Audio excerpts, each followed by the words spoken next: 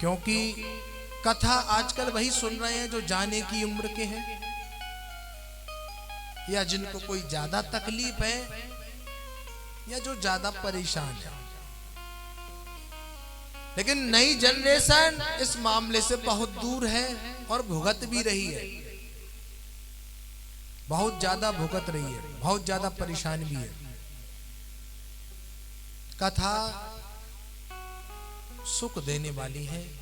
मैं बार बार आपसे यही कह रहा हूं, नई जनरेशन अपने बच्चों को लाएं, अपने बालक को लाएं, बेटी को लाएं। भागवत महापुराण श्रवण करने मात्र का इतना फल है कि सारे तीर्थ कर लिए, बैकुंठ धाम में बिहारी जी का दर्शन, लक्ष्मी नारायण का दर्शन कर लिया। कितने यज्ञों का फल श्रीमद् भागवत कथा श्रवण करने से प्राप्त हो जाता है। श्रीमद् भागवत कथा श्रवण करने से छोटे छोटे बच्चों को लाए,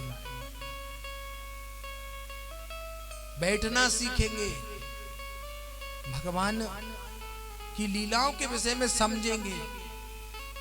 कहीं कहीं हम अनुष्ठान करने जाते हैं या कथा करने जाते हैं, वहां पर हम उनसे पूछते हैं कि बेटा तुम भगवान का भजन करते हो कि नहीं करते? के बोले गुरुजी समय नहीं मिलता है तो उतना ही कर लेते हैं। मैंने एक को बताया, एक बच्चे से कहा कि तू अमावस्या के दिन इस प्रकार से दान कर तो तेरी नौकरी जरूर लगेगी। बोले गुरुजी अमावस्या तो मैंने सुना, लेकिन कौन से माह में आती है? यह हालत हमारे बच्चों की हो गई।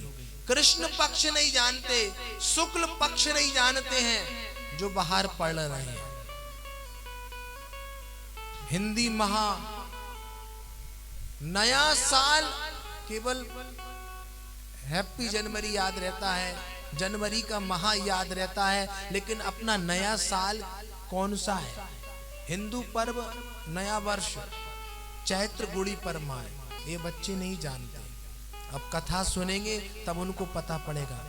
पंचांग में सब लिखा है, कलयुग की आयु कितनी है?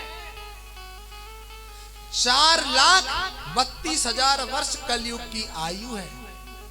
5,556 वर्ष कलयुग के व्यतीत हो गए। जब ज्यादा पाप हो जाएगा, पाप ही पाप हो जाएगा, तब इलाहाबाद में एक ब्राह्मण के घर कल्कि के रूप में नारायण भगवान अवतार लेंगे। कब लेंगे?